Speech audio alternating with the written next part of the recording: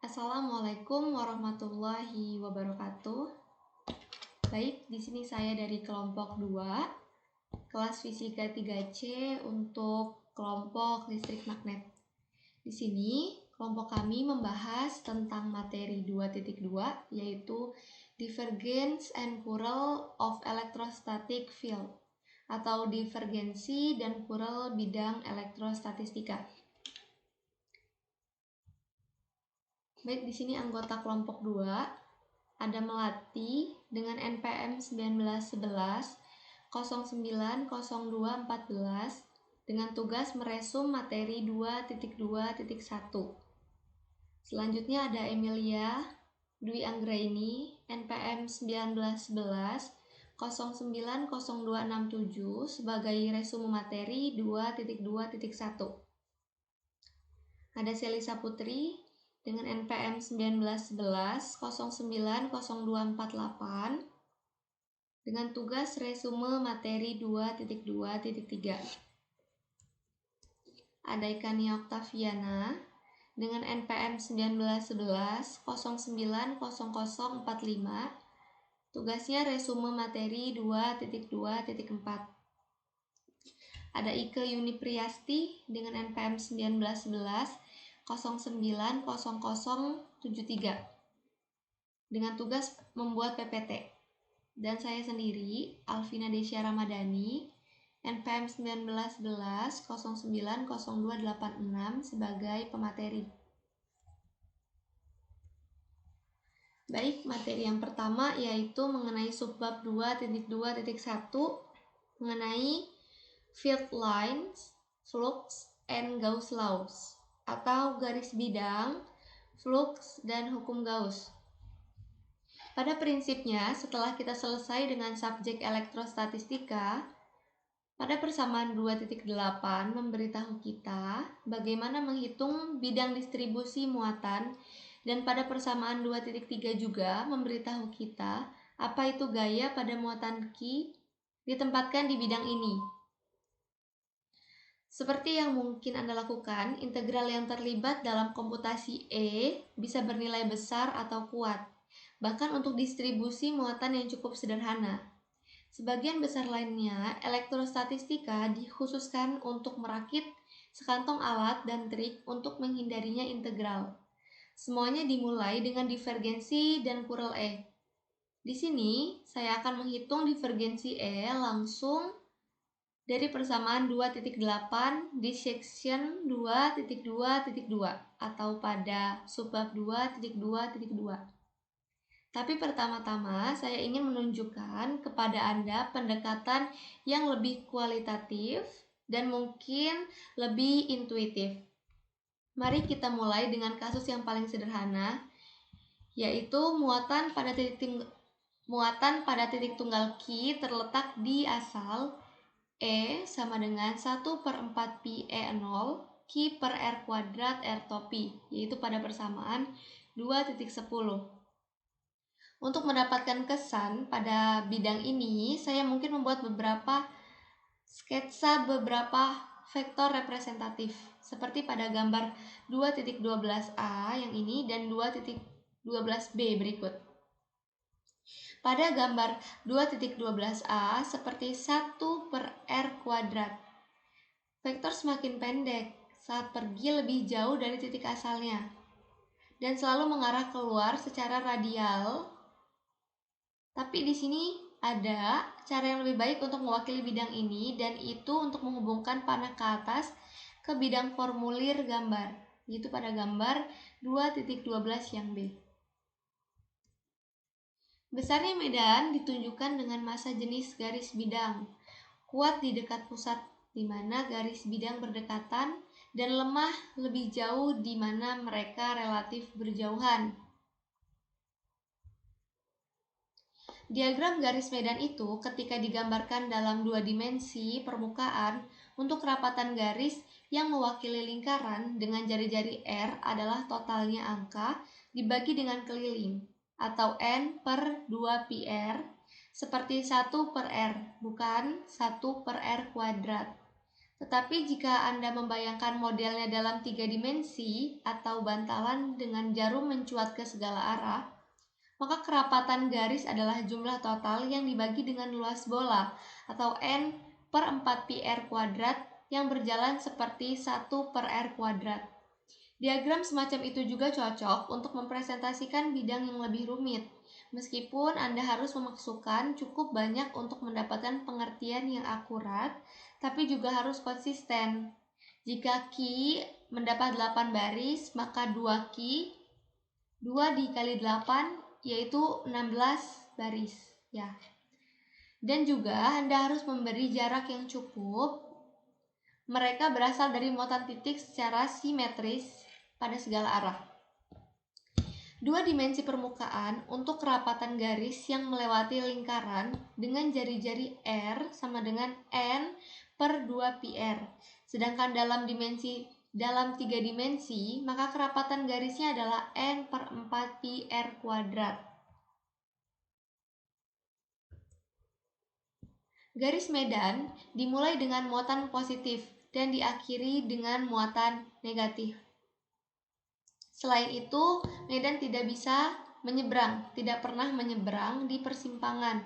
Dalam model ini, flux E melalui permukaan S yaitu PE sama dengan integral permukaan atau integral surface E dikali dA pada persamaan 2.11.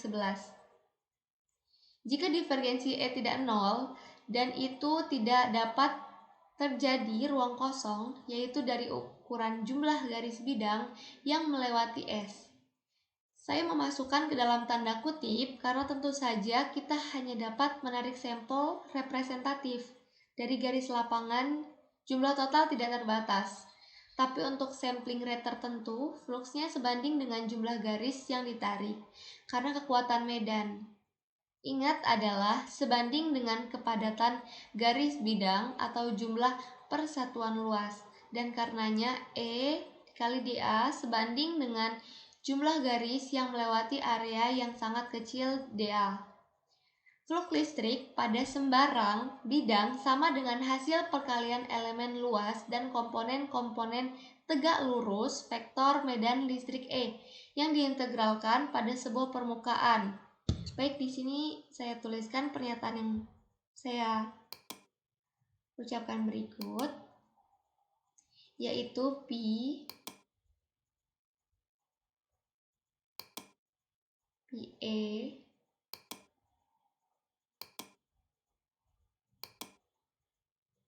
sama dengan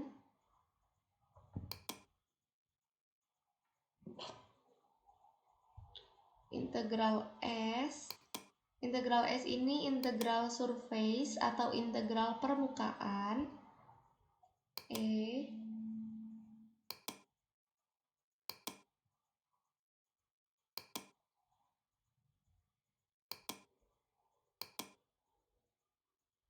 cos theta A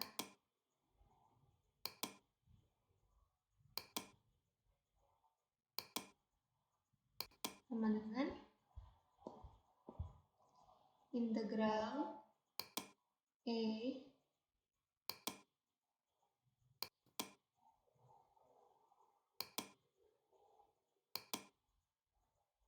tegak lurus dengan dA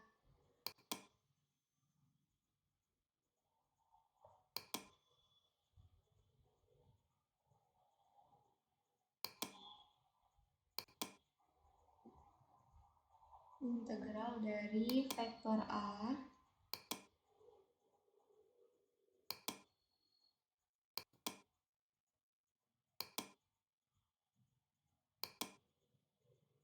dan vektor B.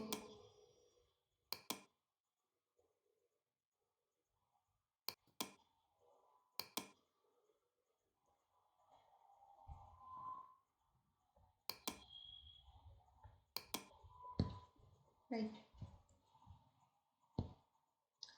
Dengan semua ini, kita dapat membuat sketsa bidang konfigurasi sederhana dari muatan titik. Mulailah dengan menggambarkan garis di lingkungan setiap muatan, lalu hubungkan dan tingkatkan hingga tak terbatas. Sketsa bidang konfigurasi sederhana dari muatan titik, yaitu pada picture 2.13 dan picture 2.14. Pada gambar 2.13 di sini ya, yaitu muatannya besarnya sama dan tandanya berlawanan, ini positif, yang ini negatif. Maka terjadi sebuah dipol listrik. Garis medan ada yang keluar dan ada yang masuk. Maka karena perbedaan tanda ini, terjadilah dipol listrik. Sedangkan pada picture 2.14 besar muatannya sama dan tanda muatannya juga sama, di sini positif dan di sini positif. Maka tidak terjadi dipol listrik karena tanda muatannya sama-sama positif yang diberikan. Perkalian titik komponen DA arah E sebagai ditunjukkan pada gambar 2.15 ini ya, adalah luas bidang yang tegak lurus dengan E yang kita miliki ketika kita mengatakan bahwa kerapatan garis medan adalah jumlah persatuan luas. Ini menunjukkan bahwa flux melalui permukaan tertutup adalah ukuran dari total energi dalam untuk garis bidang yang berasal dari muatan positif harus baik lewat melalui permukaan atau berakhir dengan muatan negatif di dalamnya. Sedangkan untuk picture 2.16 atau gambar 2.16, pada gambar 2.16a, di sisi lain muatan di luar akan berkontribusi. Tidak ada apapun terhadap flux total. Karenanya garis medannya melewati satu sisi dan keluar dari sisi lainnya. Pada picture 2.16b, inilah inti dari hukum Gauss. Sekarang mari kita buat menjadi kuantitatif. Dalam kasus muatan titiki, di titik asal, flux E melalui bola permukaan jari-jari R adalah integral E kali dA sama dengan integral 1/4 pi E0 Q per R kuadrat R dikali R kuadrat sin theta D pi R topi sama dengan 1/E0 Q. Ini ada persamaan 2.12. Perhatikan bahwa jari-jari bola dibatalkan, sementara luas permukaannya berkurang naik sebagai R kuadrat. Medan turun sebagai 1/R kuadrat. Jadi, produknya akan konstan. Dalam hal gambar garis bidang, karena jumlah garis bidang yang sama lewat melalui bidang apapun yang berpusat pada asalnya, terlepas dari ukurannya, nyatanya kita tidak harus berupa sebuah bola permukaan tertutup atau apapun. Bentuknya akan tertusuk jumlah baris bidang yang sama. Jelas flux melalui penutup permukaan apapun muatannya adalah Q per E0. Sekarang anggaplah bahwa alih-alih muatan di asalnya kita memiliki sekumpulan energi. Dan menurut prinsip superposisi, medan total adalah jumlah vektor dari sebuah bidang individu, yaitu E sama dengan sigma I sampai 1 sampai N EI. Pernyataan kualitatif hukum Gauss yang berbunyi flux total yang melalui sebuah permukaan tertutup sama dengan sebuah konstanta kali muatan total yang tercakup. Flux melalui permukaan yang membungkus semuanya adalah di sini rumusnya. Untuk setiap permukaan yang tertutup, maka rumusnya ini. Untuk setiap permukaan tertutup, di mana Qn adalah muatan total yang tertutup di dalam permukaan. Ini adalah pernyataan kuantitatif dari hukum Gauss, meskipun tidak mengandung informasi yang tidak sudah ada dalam hukum Coulomb, ditambah prinsip superposisi.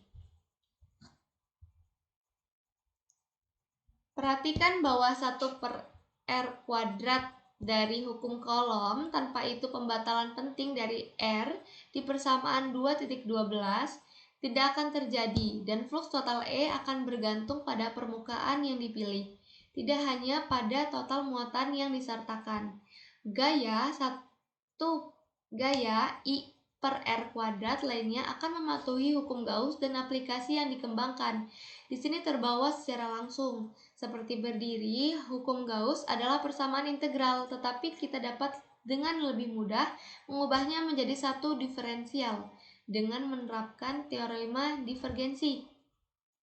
Ini adalah teorema divergensinya. E dikali dA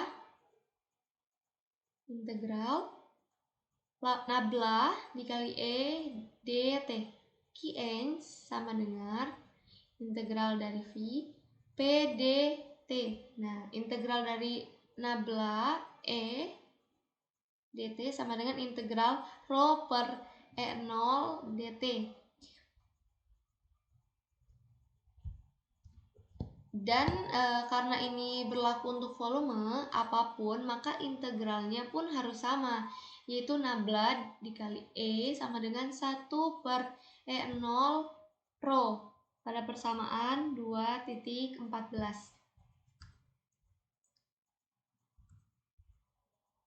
Pada persamaan 2.14 membawa pesan yang sama seperti pada persamaan yang sebelumnya, yaitu pada persamaan 2.13.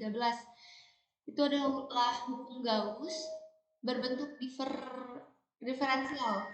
Versi diferensial yang lebih rapi, tetapi bentuk integral memiliki kelebihan dalam hal mengakomodasi muatan titik, garis, dan permukaan. Selanjutnya yaitu divergensi E. Menghitung divergensi E langsung dari persamaan 2.8. Rumusnya adalah E sama dengan 1 per 4 pi E0 integral dari pi per pi kuadrat rho R dt. Karena rho sama dengan 0 di wilayah luar dengan memperhatikan R sama dengan R min R aksen, maka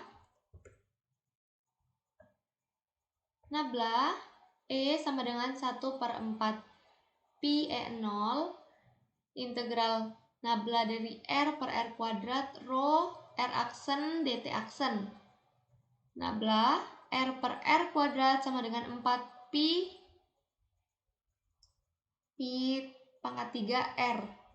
Nabla E sama dengan 1 per 4 pi E0 integral 4 pi nabla 3 nabla pangkat 3 R min R aksen rho R aksen dt sama dengan 1 per E0 rho R, yaitu pada persamaan 2.16.